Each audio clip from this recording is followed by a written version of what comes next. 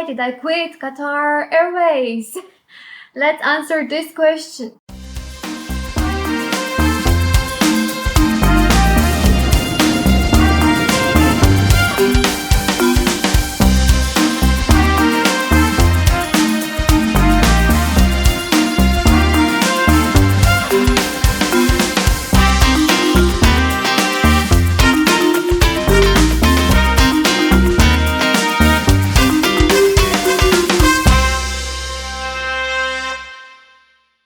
Hi, I'm Rosie. I'm a flight attendant. I have been in the aviation industry since 2018 and I have worked for Qatar Airways and for Etihad Airways. And in today's video, I'm gonna share how I left Qatar Airways story. Maybe some of you know that Qatar Airways is famous for how strict it is, especially when it comes to their cabin crew. And in 2018, when I joined, they still had those very strict rules at that point. So some of those rules were that we had a minimum rest. This means 12 hours before each duty will start. We had to be in our accommodation. We had a curfew at 4 a.m. So between 4 a.m. and 7 a.m. you cannot go out of your accommodation. The working environment is known as being quite stressful because they have very high standards. They don't accept any mistakes from their crew. So this might become very challenging. Little details really matter in Qatar Airways and you can get reported very easily. All of this is true. And non-smoking policy, you cannot be a smoker. If you work for Qatar Airways, no tattoos policy, you are not allowed to have any tattoos on your body working for Qatar Airways. Luckily, these rules are not that strict anymore. They recently changed them. But when I was there, the life in Doha and the work environment were quite harsh. But that was not the reason why I left in my case. It was actually not even my decision. So let's start with the beginning. I was 21 when I joined Qatar Airways. The minimum age to become a cabin crew in the Middle East is 21 years old, and I was the new baby with no flying experience, very young. And because of the fact that Qatar Airways was my first airline, my very first training, I couldn't really make a comparison with other airline and other work environment. So because I was so young and being my first airline, I kind of took everything as being normal. Like the way we were treated, the rules, everything was normal for me because I didn't know any better. It's like maybe some of you had this relationship where you were treated very bad by your partner, but because you didn't know how another partner is, you thought is normal and you accepted it. Sorry, that was the best comparison I can make, I think. So this was the situation. I was mistreated, but I didn't really realize I was mistreated. Don't get me wrong, Qatar Airways is still a top airline and it gave me so many benefits and opportunities. I regret nothing and I strongly encourage people to go to Qatar Airways. It all depends on your goals. If you want to travel the world, if you're in your early 20s, if you want to save money or for whatever reason, Qatar Airways, it's still a great company to go for. Whatever people say and whatever the bad stories, yes, there is a toxic side of it, but not only in Qatar Airways, in other airlines too. So what I did, I actually focused on the bright side because, come on, let's be serious. I had an amazing time while flying for Qatar Airways. I've made a lot of new friends. I got to see the world. I got to travel in almost 50 countries in, I don't know, 2 years.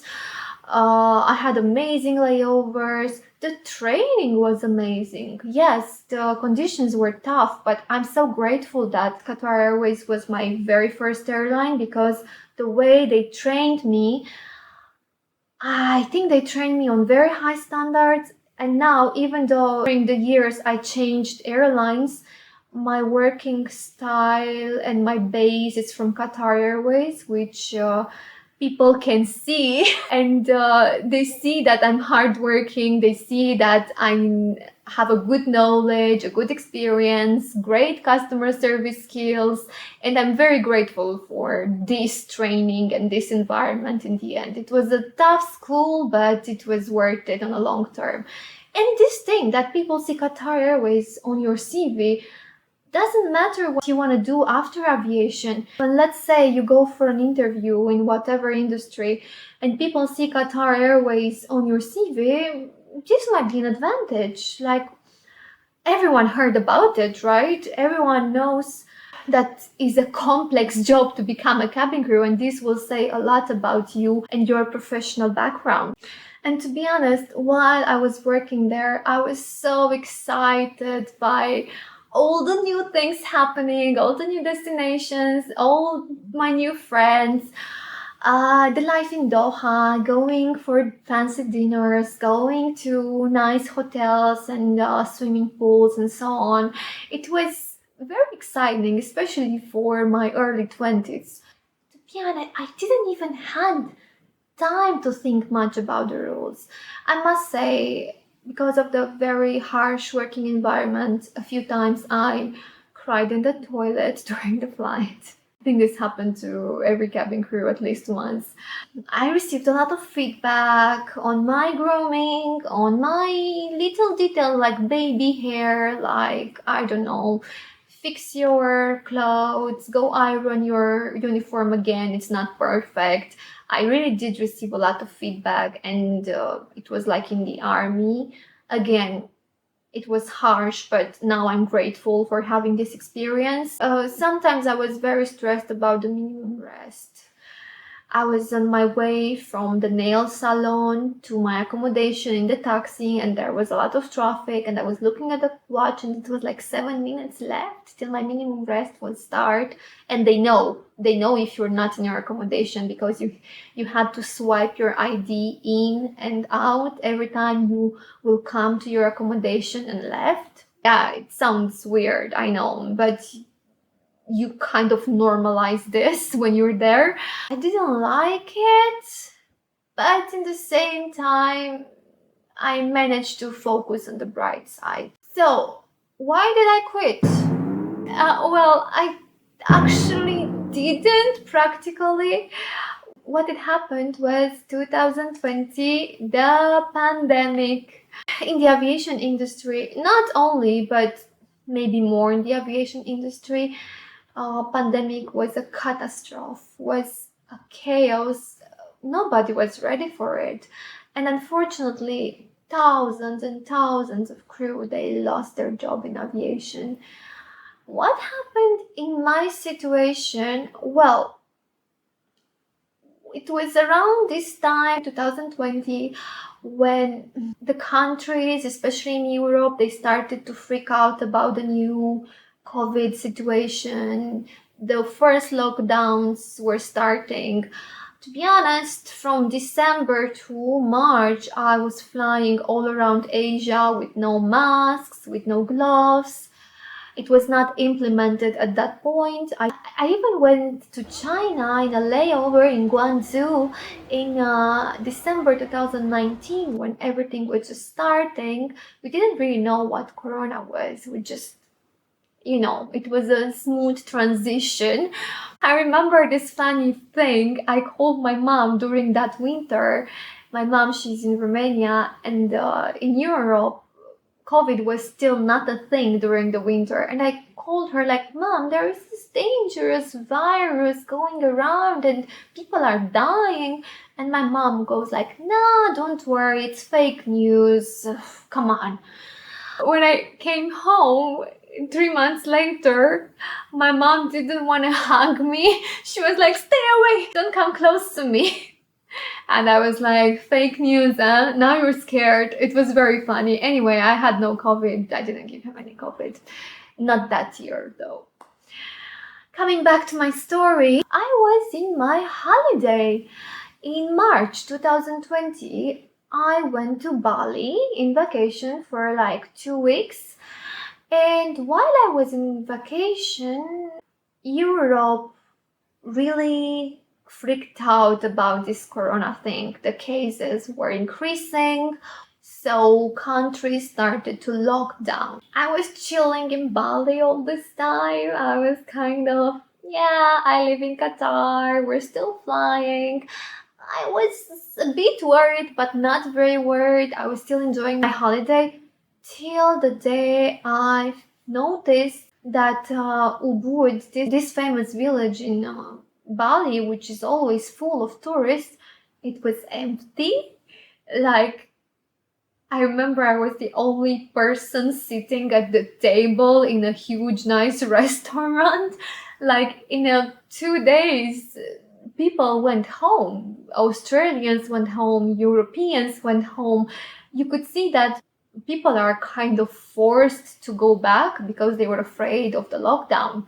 The next thing, which is when I freaked out, was when I received this email from Qatar that they will close the borders of Qatar on, I think it was 18th of March. I'm not sure. I think it was 18th of March, yeah. So I stopped my holiday. I think it was like 16th of March that day when we received this email, yeah. And I took the next flight from Bali to Doha. What happened? I'm always on standby tickets. I talked about standby tickets on other of my episodes. The cheap tickets that cabin crew will use when they fly. The flights from Bali were all overbooked. So what I did, I found a flight to Jakarta, and from Jakarta I managed to go to Qatar. This was on the 17th. They said they're gonna close the border on the 18th, so I was on time. When I reached the immigration in Qatar, they didn't let me in, and not me, they didn't let anybody in. I think only the locals were allowed to return, but anybody else was stuck inside the airport, including myself. And then I freaked out. I informed my manager, my performance manager, that I'm in this situation, but obviously it was not just me who couldn't return. It was a lot of crew in this situation, including my flatmate at that time. She was also on her holiday and she couldn't return, and many other crew. What next? I was like, okay, now I guess my only option is to go back to my home country, to Romania. Many flights to Europe were getting cancelled. You know, that big panel in the airport showing the flights. Many flights were just cancelled. Obviously, due to this pandemic situation, people were not ready for it. Many people got stuck in the airport. They didn't know what to do. I missed the flight to Bucharest. I didn't miss it, it was overbooked, so I had to stay in the airport, wait for the next one. I spent 26 hours in Hamad International Airport in Doha, Qatar. I think I know every corner of that airport. But the thing is, I didn't know if to get a hotel, not to get a hotel in the airport, because I was trying to find a route to get home and I didn't know which route I'm gonna take. Anyway, in the end, I managed to land in Bucharest. In Bucharest, people were freaking out, checking our passport, asking us where we're coming from. It was some people were sent to quarantine. I was lucky, I was not. I could exit the airport and reach my hometown. And now what next? I was waiting for my company, for Qatar Airways, to call me back, which nobody knew when it's gonna happen. I thought it's gonna be maybe like a week or two till they will find some way to call us back. The situation was not the typical, not the standard situation. People from the office, they didn't know what to tell us. Nobody knew how this will go. As we all know now, the situation just got worse and worse. There was a second lockdown, there was a third lockdown, and so on.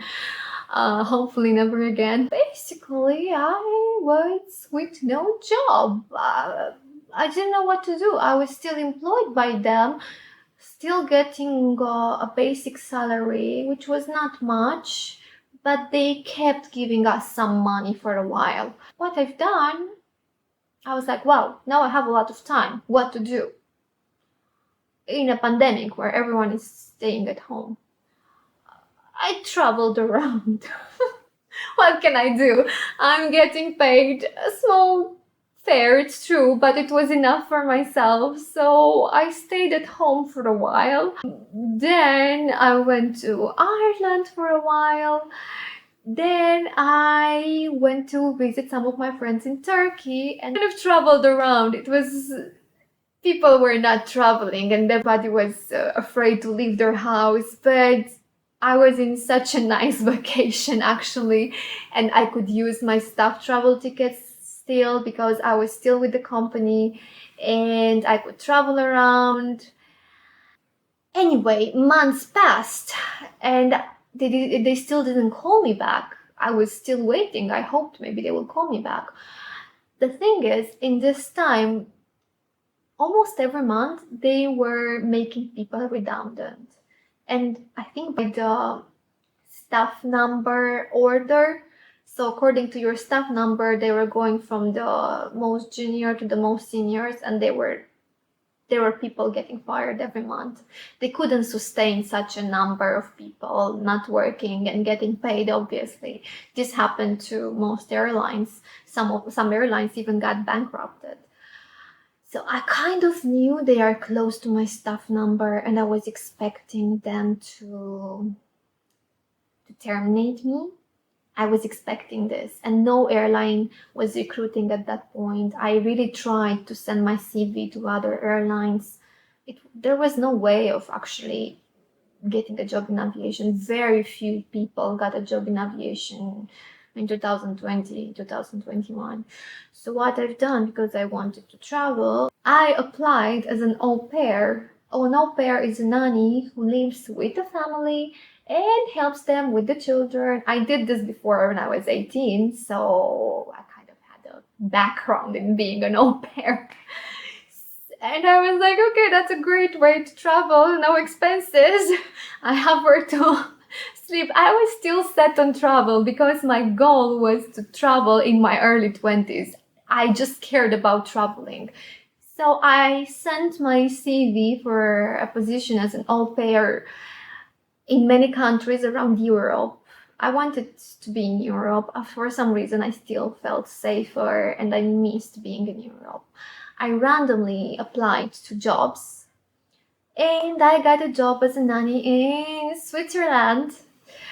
During that time, that was a great experience. Maybe if people are interested in the au pair experience, I'm gonna make an episode on it. Please let me know if you're interested or not, because I've been doing the au pair thing twice in 2 different countries, again as a way of traveling. But let's go back. During that time, I still had my staff travel benefit. I was still in the company, but I was not getting paid anymore. So I knew it's coming to an end. I started this kind of job as an au pair. And I did this job for like 2 or 3 months, and then Qatar called me and they asked me if I want to go back. I didn't expect this. I didn't expect this at all, actually. I was in a situation when I kind of had a part-time job in a new country. I was in this very freedom space. Like in Switzerland, the COVID restrictions were very low. And in the Middle East, these restrictions, they were very serious and very high. And I was in this kind of feeling, the freedom zone. I fell in love with living in Zurich. I got attached to the family that I was living with and working for. I really got attached to them. I was like, no, I'm not doing this. It was a feeling, not a rational decision. It was more like a feeling. I was like, no, I'm not going back to Qatar. I think I felt the freedom after, from 2018 to 2020, I was in this very harsh environment with a lot of rules, and now I was in a space and in a position where I felt very free. The thought that I have to go back to Qatar and sign in and sign out whenever I leave and come to my accommodation, I just couldn't do it anymore. I couldn't go back to that. To be honest, that is when I felt like I'm going back to prison in a way. In the beginning, as I said, it felt very normal, but then when I tasted the freedom, let's say it, and different working conditions, different environment, different mentality, I knew it. I'm not gonna go back. I just knew it. So that's when I went to Qatar. I resigned, I took my things, and I came back to Switzerland. So why did I join another airline in the end? I joined Etihad Airways shortly after this happened. Well, I still wanted to fly, don't get me wrong. I felt like the journey was not complete yet. Everything ended so sudden that I still wanted to experience flying in the Middle East. I still wanted to have that feeling like I'm part of a big company. And I applied for Etihad. With the first occasion I had, I got accepted. But why Etihad and not Qatar? Because Etihad doesn't have those rules, and the work environment, it's so much better. I had a different experience with Etihad. Same working conditions, salary, destinations, more or less, but the experience with Etihad just felt differently. And yes, I can tell you, I'm super glad for the experience with Qatar Airways, but I preferred Etihad Airways. And I don't advise you to go here and there and blah blah blah. I just advise you to follow your gut. Also, you will ask me, why didn't I go to Emirates? Again, I followed my gut. And maybe I will save this story for another time, because I also got accepted by Emirates at some point, and it was a no-go for me. Again, it was a feeling. Later it made sense. In the end, trusting my gut was the best thing I could do. Maybe at that point it doesn't make sense, but 3, 4, 5 years later, when you will look back, you will understand why your instinct said that. Obviously, I'm gonna make an episode on why I quit Etihad Airways. Not yet, I'm saving the story for later. And another episode why I didn't join Emirates. If you're interested, please write down in the comments.